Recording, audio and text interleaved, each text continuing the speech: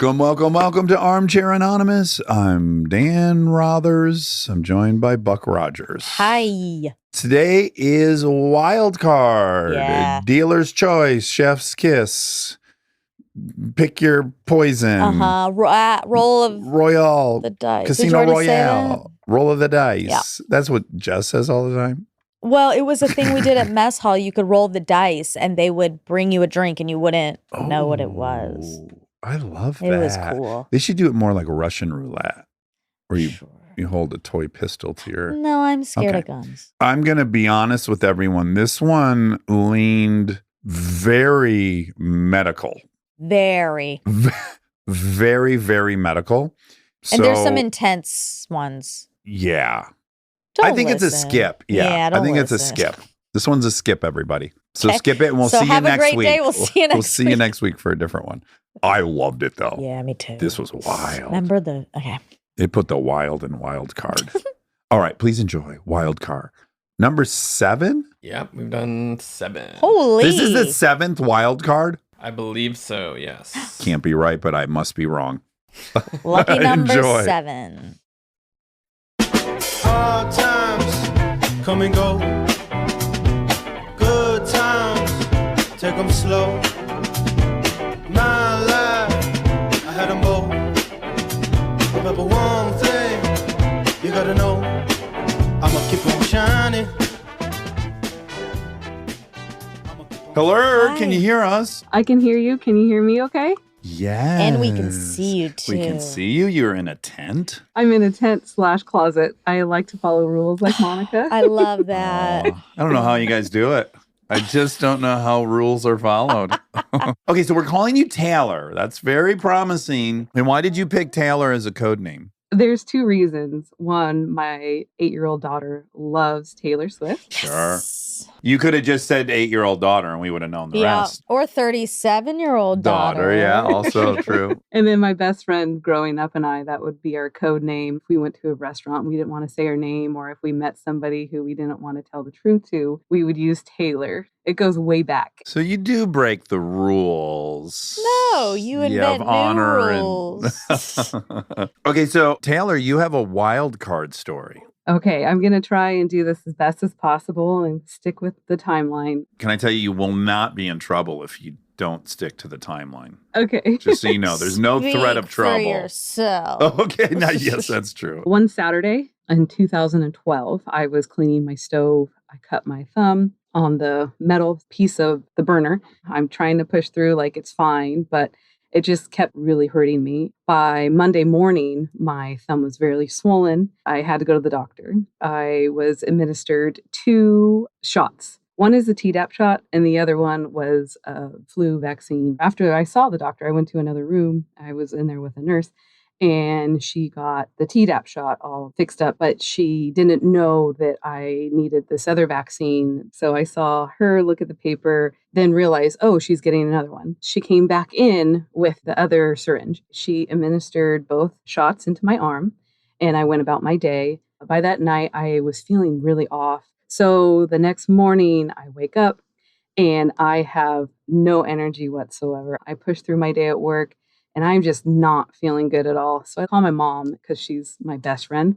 And I say, I think I need to go to the emergency room. So she meets me at my house. She's helping me change out of my work clothes. And we noticed that my arm, where I received the shots, was just so swollen. Ooh. And getting like little red spots. So my mom's like, I wonder if it has to do with shots that you got. So we go to the emergency room. They take me in fairly fast because I had such a bad fever. They give me all the good drugs and I'm still uncomfortable. And they tried to say, I think you'll be okay. I think it might just be allergic reaction. You should probably just go home. And I was like, no, I'm not going to go home. I stay the night. And so that was Tuesday night. The next morning, the nurse comes in to check my temperature and do my vitals. And she puts the thermometer to my ear and she looks at it and she has this face. She took the cap off and put a new one in, put it in her ear to look, to make sure she was reading it properly. So then she drops the thermometer and just walks out the door in a really big hurry. My mom's a nurse. She went over and grabbed the thermometer and she looked at it and showed me it was 105.8. Ooh. This is why I'm not feeling good. I'm glad my symptoms are showing the pain I'm in. They get 3 or 4 doctors in the room. So they're like, there has to be a pus pocket in your arm because my arm had grown so much bigger since just the day before. A PP, a pus pocket.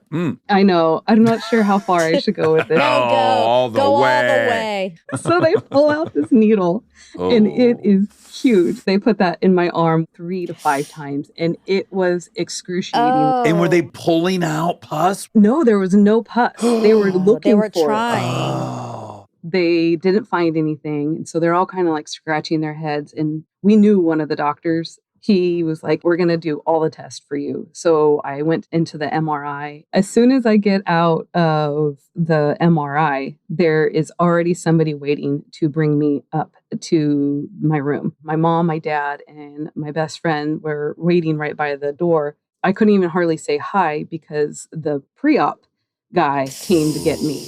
Oh. Fuck.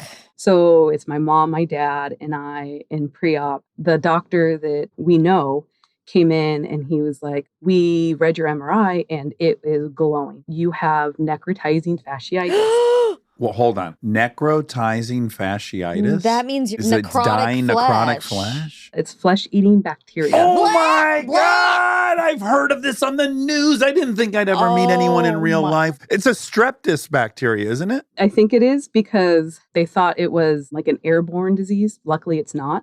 So I got like a really good room. All the nurses that were coming in, you know, it looked like E.T. MRSA. They were completely covered. I thought you got that from going in the pond. Every time people see my arm and ask me the story, because I'll tell anybody, and they're like, oh my gosh, it's from the lake, isn't it? And I'm like, no, it's not. But now you're scaring me. I don't want to go in the lake now. In Georgia, you can't go in the pond or the lake. My mom, being the nurse, knew exactly what it was. And I'm looking at him and he's like, well, it's flesh-eating bacteria. It was the scariest thing because just a few months before that, there was a report in the news where a lady in Florida had lost all of her limbs with it. And I read so many stories of this poor woman and I just could not believe it. And then here I am in pre-op ready to go in because I have the same thing that this woman had. Okay, and can I ask, is the source of it your finger you cut or the shot? It was the shot. I sent Emma pictures. I'm not sure if you want to jump ahead. Oh, I do. It's that time. It's that whole pile. The whole pile. Ah! Oh, my Lord. No. Oh, my God. Holy fuck, America. Oh. This is horrifying. Guys, you have to imagine. This is one of the worst things I've ever seen in my life. Oh, my. Oh, but you have a smile on your face. Guys, you need to know. It is virtually a football taken out of her upper arm. So they went in there and they cut that area out to get to all the bacteria. Yeah. When the doctor came in to talk to us about it, he was like, we are so lucky we caught it because it was only in your flesh. It did not get to your muscle yet. Thank God. The next day, the pain was still so bad. As you saw, there's black foam in there. It's called a wound vac and it helps heal. I won't go into detail. It's a very cool machine, but it's really gross if you see the whole contraption working. I couldn't handle the wound vac because my arm was still really painful. You feel under-medicated throughout this whole story. Yeah. I want to be there advocating. You need massive Dilaudid. You need some fentanyl. I was on Dilaudid, but my fever wasn't going down and the pain medicine was probably helping. But it felt like I was burning from the inside out. This is horrifying. I bet you felt like I did in Mexico City, but for days. I think necrotic flesh Is worse than what I felt. Norovirus. I don't think you I'm can. sorry to tell you I don't that. think you can feel worse than I felt for those 8 hours. Well, let's hope you don't Okay. get this. All right. Don't go in any ponds. I'm going to live on a pond. Oh my God. Those southern ponds and lakes. So how long was the recovery? I was in the hospital for 10 days because of my symptoms and my fever. They were afraid that I was still going to either 1, lose my arm, or 2, it was going to go to my heart because it was on my left side. Oh. I laugh now, but my boyfriend at the time looks at me and he's like, I can't come to the hospital room every day and see you. I have jobs lined up and then I have a workout routine. Oh, sure. He's Okay. got to stay fit. At the time is important. Oh, wow. That guy sucks. Well, hold on. No, No, don't. I'm only going to ask, were you 20 at the time? Was he like a 20-year-old dum-dum? No, we were 30. Oh, jeez. yeah, Okay. really bad. That's rough. I was in the hospital for 10 days. And then I had that wound back in for another 3 months. Wow. And it just slowly closes up and it has to heal from the inside out. Because if you have an infection, you can't just do stitches to cover it back up. So the needle. Yeah, the poor nurse, because I'm sure she didn't mean to do this. But in my heart, I feel like she got the Tdap ready, looked at the paperwork and thought, oh, I got to go get that other vaccine. And then put the Tdap syringe on the tray and then went to go get the other syringe with the vaccine in it. And then came back and administered it in my arm. When my arm got swollen, you could actually see where the needle had gone in. So it was like opening up, I guess you could say. It was starting to eat right there. Exactly. So we think it just wasn't clean. That maybe on the tray? That's my guess because they did go through and do all the tests to make sure it wasn't the actual lot of those Tdaps. Nobody else in my area had contracted this. I was the lucky one in a million. Wow. Oh, Taylor. Sometimes life is just insanely unfair. You didn't even do anything wrong. Well, you cut your finger. Well, I you guess picked that's- a bad boyfriend. That's the good thing about this. It just showed me who was there for me and who I really should be spending my time with. It really makes you change your perspective on life. You're very positive. I like that. A lot of silver linings here. Boy, that fucking sucks. I'm going to put that in the top 5 worst injuries I've ever seen. And I've seen a guy's leg come completely off in a snowmobile accident. Yeah, I you know? think this is like the shark, the wolf, bear, whatever. The bear attack. And this. Yeah. These are the worst and the best. Should we have a banquet for the most injured Armcherries? Oh, how fun. I will be there. Well, thank you so much for sharing thanks, that. Taylor. That's incredible. Thank you. You guys have a good day. All right, you too. Bye. Bye, Taylor. Oh, man, I'm sad that happened to her. You can't even post that picture. No. You'd get kicked off Instagram. They could have done an episode of Magic School Bus where they go into the wound in the bus. Explore it with spelunking tools. You could definitely rappel down into this gash. Wow. Oh, That sucks. I am never going in I hate a when lake. people get sick at the hospital. It's so fucking common. They say it's the most dangerous, but there's so many bacterias, and viruses, I mean, yeah. super bugs. Hey guys, how are you? Is this Brennan? It is. That's a great name. I don't think I've ever met a Brennan. I'm the first, I guess. Yeah. Sometimes it's spelled with the A-N and not an E. Okay, so you've met other Brennans. Yes, but not in the same spelling. Are you at a school? I am actually at a school. Yes. Are you a teacher? I'm a student advocate at a high school. Oh, nice. cool. I work at an alternate high school. I help kids who are in rehab, teen parents. The Aaron Weekleys of the world. He went to an alternative high school. You could smoke cigarettes in class and stuff. It was real loosey-goosey. Sometimes with the teachers. Okay, so Brennan, you have a wild card story. I do. So it was June of 2014. We had just gotten married and our honeymoon was to Paradise Valley, Montana. We were going to go whitewater rafting on the Yellowstone. It was the second day we got there. It was kind of overcast, raining on and off. It's June in Montana, so it's not super warm yet. There was a lot of runoff still, so the water levels were pretty high and it was cold. We showed up the outfitter thinking that we were going to have this big group of people to go river rafting with, and there was 2 other people and the guide. So it was my wife Nicole, myself, a guy named Billy, I'm going to say, and a guy named Jeff. Billy was probably in his late teens. I don't know if he was quite an adult yet. And then Jeff was in his mid 50s. He was Billy's dad? He was Billy's uncle. Oh, which I kind of thought was weird at the time, but Sure. I mean, whatever. Okay. Yeah, you never know. So we showed up at this outfitter. The guide's like, hey, all you need is a life jacket and a wetsuit.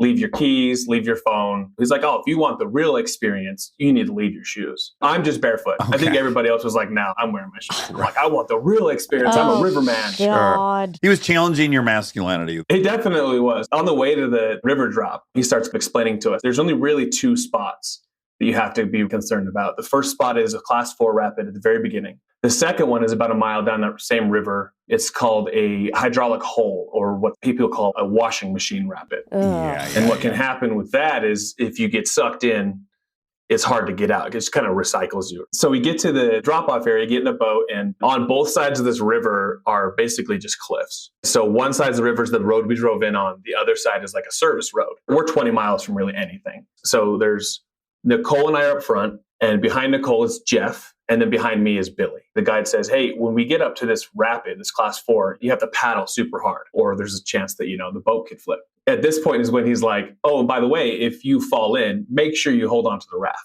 So we can kind of see this rapid coming up. He's like, all right, everybody needs to paddle as hard as they can. So we just dig in. I remember looking back and seeing Billy, and he's frozen. He wasn't paddling. He wasn't doing anything. Sure. Jesus. Yeah. And it was scary. I remember the last thing I saw was my feet in the sky. Oh, your bare feet. My bare, hairy, hot ass feet. Then I just remember darkness and cold. The water was so cold. So the boat did a wheelie. It went straight Basically up. just flipped on its Yeah. back. Oh my boy. God.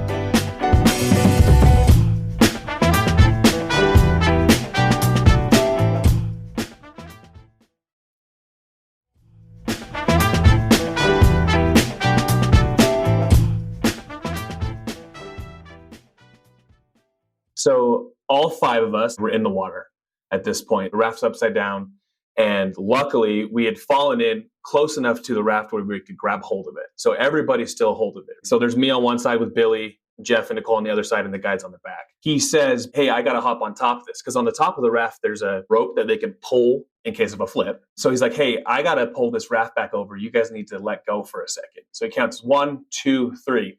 And on 3, Billy lost his shit. He lets go and he jumps on top of me, like on my head, pushes me under the water. Why? What? He's panicked like he's going to drown. So he's like Oh. trying to grab onto something. This is why you don't rescue a drowning swimmer, by the way. Have you guys seen that scene in The Guardian when he elbows him? Yeah, that's the move is you got to knock the person out. I should have just elbowed him. But Yeah.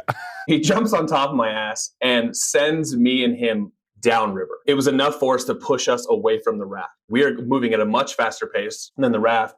Did he get it over? Because that's its own challenge. Yeah, he actually was able to pull Jeff and Nicole back in. Oh, Mhm. wow. It's a crazy river, and I'm in and out, trying to catch my breath. And all the while, I like go under, I come back up, and I can hear like, blah, blah, blah, blah, blah. And I finally hear the guide get to the left side, washing machine. Yeah. Oh, my God. And in my head, I'm like, oh God. Nicole's there, they're paddling, the guy's paddling. All Jeff is doing at this point is just scream crying for Billy. Oh, yeah. He's like, how am I going to tell my brother I lost his son out on this river? It was a mess. So I start swimming as hard as I can. I could just hear Billy screaming behind me. And I'm like, he's not even moving. He's sitting there with his hands on his life jacket, just screaming bloody murder. Oh, fuck, Billy. Billy. Part of me was like, do I do the selfish thing and just keep swimming and just let him go? Let's relieve you of some guilt. You're doing a quick analysis whether one of you can live or none of you can live. I think that's the right math I to be agree. doing at I that time. didn't Yeah. even think about Billy. Oh, okay. Yeah. Billy's on his own. Billy's the reason you're in this situation. You kind of want Billy to be punished a little bit. I know. That's diabolical. That's... I know. So I'm sitting in the river and I'm like, okay, I got to go back and get Billy. Wow, you're wow. nice. Oh, On the river, the right side, as you go around, is where the washing machine rapid is. The reason he was telling us to get to the left is because if you got far enough to the left of the river, you would miss it. I go back and I grab him with my right arm by the life jacket. And he's just like flailing. He's not doing anything. I'm trying to one-arm myself and him to the left side of the river. I was exhausted at this point, but my adrenaline was going. So I had enough strength to get to where I knew he was going to be okay. And I knew that if I didn't let him go, we were both going over. At that point, I was like, okay, I'm going to get to the shore. I think I pulled him enough. I got to the side of the shore, got out and just like laid on a rock. And then Billy went over. Oh! And I didn't see him go into the rapids. Like I couldn't see him at all the way the river was. And so I had no idea if I had helped him. But I do remember one specific moment of terror when I'm laying on this rock, just exhausted. I remember looking back and seeing my newly wedded wife and the guide and this screaming middle-aged man fly past me. yeah. How are they going to come get me? I'm in the wild by myself. Like, what the hell am I going to do? So I am now laying on this rock in the middle of the Yellowstone wilds, basically, with no shoes, no cell phone. All I have is my life jacket and my wetsuit. And you're in bear country. Oh no. So we were driving through Yellowstone the day before and had seen some black bears. That's all that's in my mind, like, oh no. Yeah, what's next is this the bears. is the worst. You feel so validated, right? To just Yes. avoid the nature. Don't go there. Don't go to nature. Well, I don't anymore. So Okay. there's the two cliffs on each side. I had to make a decision. I'm like, all right, I'm going to climb up this cliff and go to the service road. And maybe that's where the company van can come get me. And I'll just kind of wait there. Because you're like, there's no way I'm getting back in the water. No, and hell no. Float down to meet them. Okay. That did cross my mind. Maybe I could walk along the river and they maybe have stopped, but I didn't know if they just kept going. I don't know. Billy had just kept going. So I'm like, they could be miles down the river. Who knows how long it would take. So I start climbing this cliff, basically barefoot. My feet are bleeding. I get to the top and I kid you not. Do you know what goat heads are? No. They're like a thorn. They get like hard when they fall off and they're like really pokey and they get in bike tires and bike tires go flat all the time. There's a whole freaking field of them. Ew. So I take off my life jacket and I try to strap it to my feet thinking like maybe I could like scooch across this field of goat heads. Smart. Yeah. No, that didn't work. So I basically just had to like walk across this nasty field. Ah. Hi. All the while they had caught up to Billy. He had gotten out of the river, pulled the boat off. The guide was like, hey, I'm going to go up and take Billy back to the van. He's not going to want to keep going. All of them were like, we don't want to go. Nicole's like, I don't want to keep going. Like, where's my husband? Yeah. What the hell is going on? Yeah. And he goes, well, I'm going to go up and drop Billy off and look for Brennan. He's gone for 30 minutes, comes back without Billy and tells Nicole, oh, I found Brennan. He's going to go back in the van. He doesn't want to keep going. So he lied? He lied, told Nicole that I was okay and safe. Oh my Okay, hold on. God. Everyone's going to hate this. And make an argument for him. Dax, no. Look, everyone's fucked at this point. Let's just say no one's day is going as planned. So he's like, okay, I have this woman on board. Is it going to be easier for her to continue thinking her husband's safe? Why do they need to continue? Why can't they do what he did I don't with know that Billy? part. They can only pull the raft out at a certain point in the river because it's so heavy. And they remember the cliffs. So there was like a side path that they walked up, but it wasn't wide enough for the raft. So they had to finish. The But boat's leave the got it. fucking boat. Oh my It's a God. expensive boat. The boat? Who gives a fuck? You get the people out. I mean, I agree. He comes back, tells Nicole that I'm safe, that I didn't want to finish. I'm like, come on, man. I literally just got married to this woman. Please don't make me sound like some sort of weenie. He's like, hey, you got to finish the tour with us at that point. And it was probably like only another 2 hours or so. So they get back in and the rest of the river is pretty calm for them. But all the while, I finally get to the road. But for some reason, I don't know if I got disoriented. I started walking in the wrong direction. And now when I think back, I'm like, I was so stupid because I could have just looked at the river. So I take off the top of my wetsuit because now I'm just cold. So I'm half naked, basically, with just my life jacket in my hand. And I'm walking down the road for probably like 40 minutes or so. Oh. And this Prius starts coming down the road. And I'm like, I'm saved. Sweet. They can like call somebody. It's all good, right? There's a lot of tourists in Yellowstone. And I could not communicate with them. They spoke an entirely different language. Sure. They were on Okay. vacation. And all they said was Yellowstone with a question mark. They're like, Yellowstone? Where's Yellowstone? They were looking for you to help them find Old Faithful. Also, I'm bleeding. You know, the blood. Yeah. So they turn around and leave. And I'm like, okay, at least there's traffic on this road, right?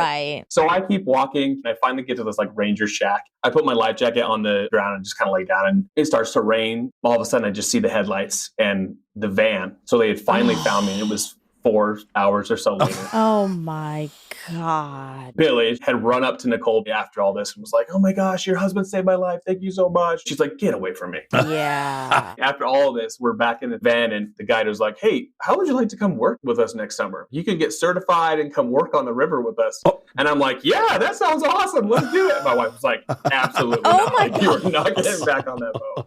That guy is up and down. He's like saying you're not qualified. I You get know. your quitter, and then he's offering you a job. I mean, he's really got to Like- get his narrative straight. I wouldn't be surprised if their river rafting business is no longer around. Yeah. Yes.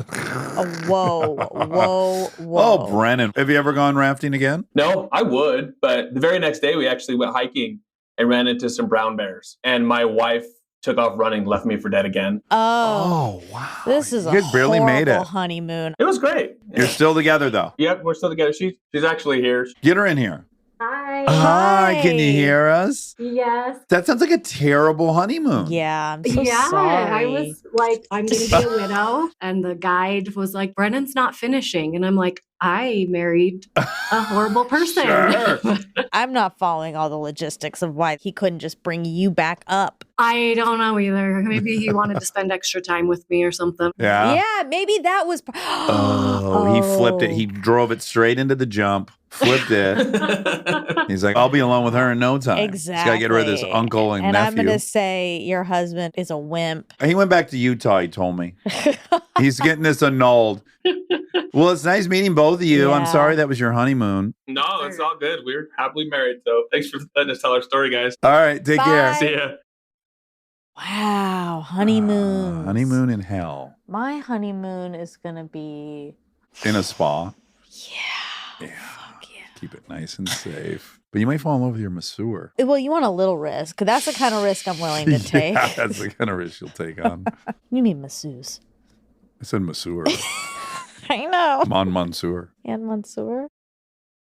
Hello. Hi. How are y'all? Wonderful. Is this Elizabeth? This is. Where are you at, Elizabeth? I'm in South Carolina. Oh, wonderful. Okay, so you have a wild card story. So this could be anything. Could be a ghost story. We don't know. Not a ghost story. When I was graduating college, I wanted to do something fun summer after. And my professor reached out and was like, I'm going to climb Mount Kilimanjaro over the summer. And I was like, oh, seems like a great opportunity. Something I would never do, honestly. I love a shower at night, love to sleep in my bed. Like, not a camping girl. Uh-huh. But for some reason, I was like, this is great. This is exactly what I need. I'd taken some classes with her. She was great. And she was like, I'm taking students from my last institution. We get there and she was like, oh, one more thing. After we hike the next day, I really like to go and get a massage. Oh. And I was like, oh, that's awesome. I can get on board with a massage. Yeah. Now she's speaking your language. We were just talking about spas. Mansour's. We climbed the mountain. Honestly, the climb itself wasn't awful. How long did it take? 7 days up, 2 days down. So 9 in total. Yuck. No wonder you get a massage after. Are you camping or are there lodges along the way? No, you're in a tent. I don't know why I wanted to do this. I would never do it again. I mean, I had a great experience. And you're going pooty in the woods and stuff? The whole 9 Ah. yards. Like when we were at camp, they would set up these little tent porta potties.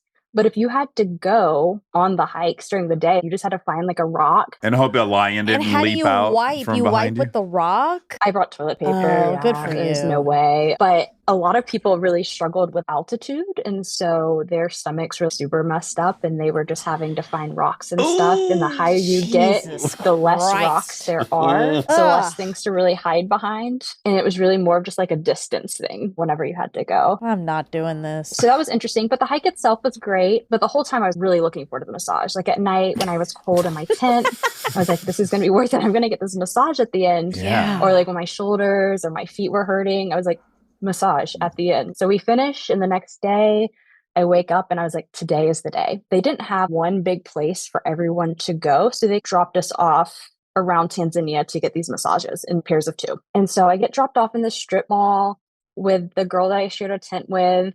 It looks spa-like on the inside. They did tell me not to expect a massage like I would get here, which I was like, that's fair. I am here for the experience. I do enjoy traveling. Whatever is going on there, I'm good for. So I get into the room and I wait for the lady to leave and she doesn't. And I was like, oh, okay, cool. And she just starts undressing me. Oh, wow. She's undressing Oh, you. Okay. wow. This is interesting, but again, going with it. And I turn around and she's like, get on the table, face down. And it's just a table. And have you gotten down? No sheets. Okay, but hold on. Have you gotten fully nude? I was wearing leggings, so I wasn't wearing anything under the leggings. I was expecting some coverage. So there was just nothing there, just on a table. Oh. Also, yeah, not comfy. So cold. Oh my God. I'm laying face down and I'm kind of taking in the room as she's getting things ready. And I'm looking at the walls because the lights didn't turn off either. It's like bright lights. There was no real relaxing, no like music playing. Surgery room. And I'm noticing oil all over the walls. Oh, okay. As I'm thinking, this is so weird, I hear like splurt and then all over my back, there's oil. Whatever you're thinking, triple it. And that's probably how much. And so I'm laying on my stomach and she's massaging my back and I'm trying to like really enjoy it. I'm kind of relaxing by the time we're done with being on my stomach and she's like, flip over. I flip over and I'm alarmed at how naked I am. The lights are all on and we make eye contact. And she looks at my boobs and she goes, how old are you? I was like 22. And she was like, little girl, I don't have big boobs. Wait, you made a pinching sign. Did she pinch your breasts? Yeah, she grabbed them. She said, very flat chested. Oh my. I'm trying to recover from that. And she's like massaging my shoulders. She finds her way back to my boobs and just continues there for like 10 or 15 minutes. She likes that part. Maybe she thinks she'll make them bigger. Elizabeth, what's your comfort level? Because again, we've talked about this in previous massage episodes. I could see myself succumbing to whatever. I could lock into like, I'm going with this. You know, where were you at mentally when she was on minute 8 of your breast massage? I was just kind of going with it. I was like, this is going to be funny when I meet up with my friend that I share this tent with. And I was like, we're going to laugh about this because I bet she's getting the same treatment. And this is how it is here. And I was like, this is really uncomfortable for me personally, but we're not going to say anything. I don't want to offend this nice lady.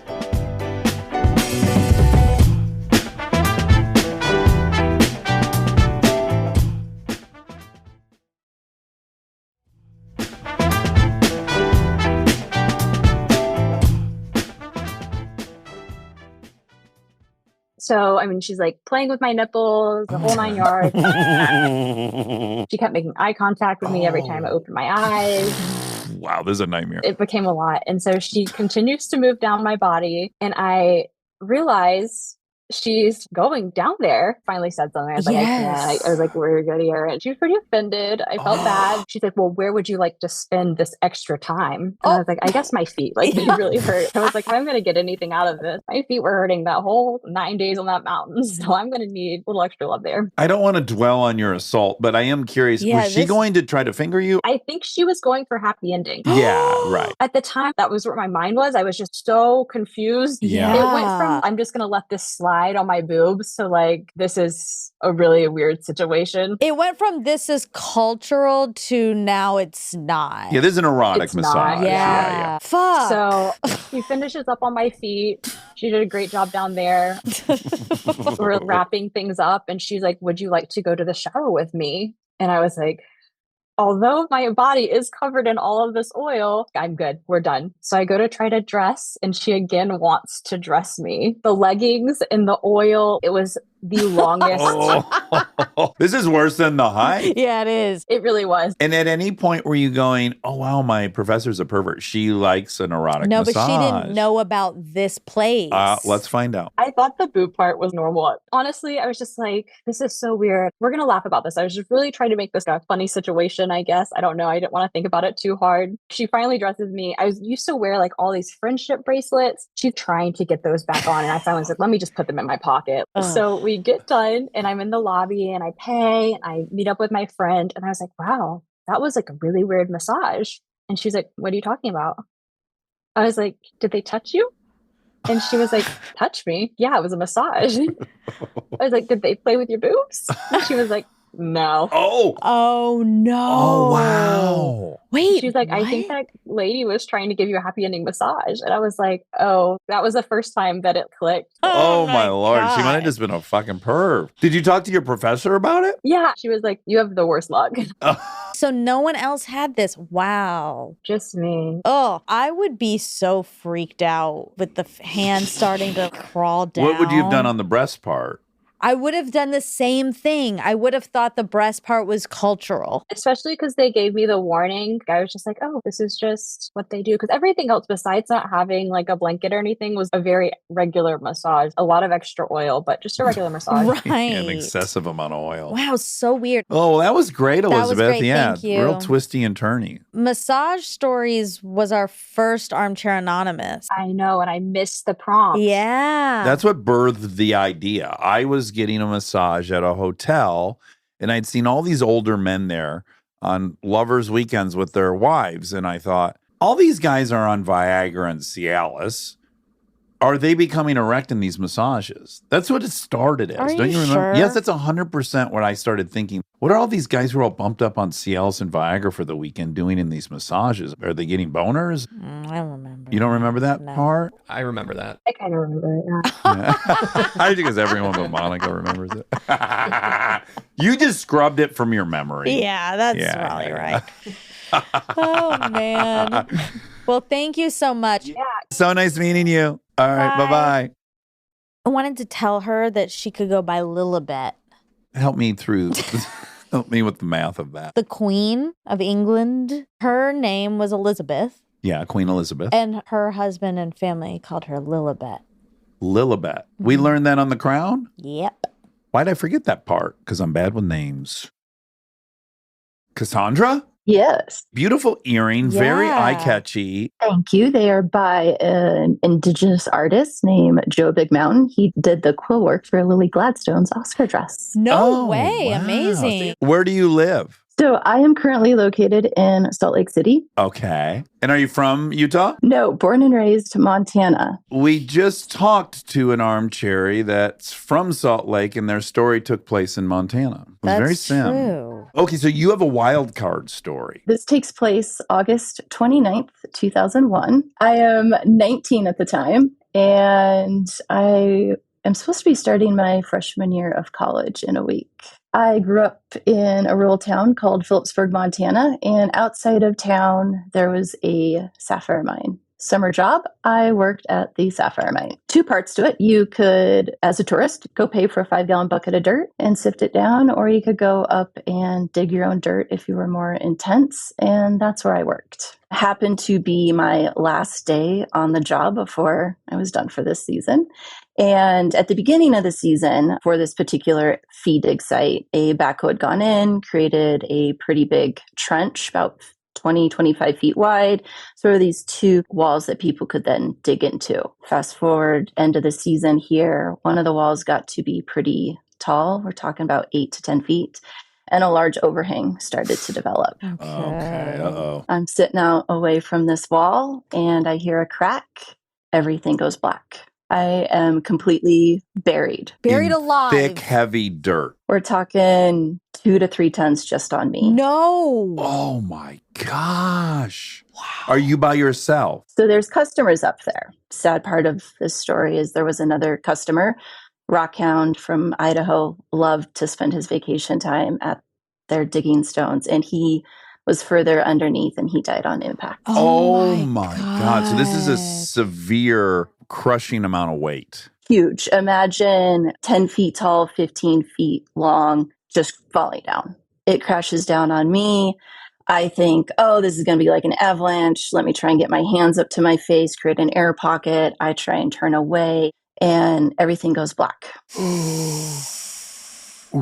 I am not in my body. I am immediately just in the universe having a conversation. There is no sense of time. My body does not exist. I have all the time in the world to decide whether I want to live or die. It was just this really comforting place to be. There was no panic. There was just, oh, here's a decision I get to make. Wow. And so I'm having this conversation with the universe. Other people talk about white lights and life reviews and their near-death experiences. I didn't get any of that. It was just me saying, yeah, I don't think I'm quite done yet. I've got some things I'd like to do. There was one particular sentence that I said, which was, I haven't been a judge yet. At the time, I was political science, pre-law. And the minute I said that sentence, I was back in my body. And it was just like instantaneous. It felt like I was in that space for like 10, 15 minutes. In actuality, I was maybe a minute to a minute and a half. I can hear them saying my name. I'm aware what's happening. I'm aware I'm completely buried. And really quick, when you tried to move your hands up to your mouth to create that air pocket, could you move your body at all or you cemented in? Completely cemented in. This is the nightmare of all nightmares. As someone who's claustrophobic, I mean, you're having a being hard time buried- breathing, yeah, I right? can't breathe. Wow. I'm trying to spit some dirt out of my mouth. And one of the guys who'd been up there a lot that summer, so I'd gotten to know him really well, he sees this little bit of dirt move and he starts to uncover my face. My eyes are just caked with dirt, so I actually can't see anything. And I wear contacts. I really can't see anything. They start to get my body uncovered. In the meantime, this is 2001, rural Montana. There's no cell phone service. And our radios were not working. So one of the other customers jumped in their private vehicle and drove like the 15 minutes down the mountain back to the base to call 911 and say, we need help. There's been a cave in at the Sapphire Mine and people are buried. Oh my Ooh. God. As they're starting to get me uncovered and they get my torso uncovered first and free up my arms, they get this pretty big boulder off my chest. And when they removed that weight, blood started moving everywhere. And I could tell that I was bleeding inside. Oh, fuck. I'm like spitting into my hand, asking one of the other customers up there, hey, what color is this? I need to know.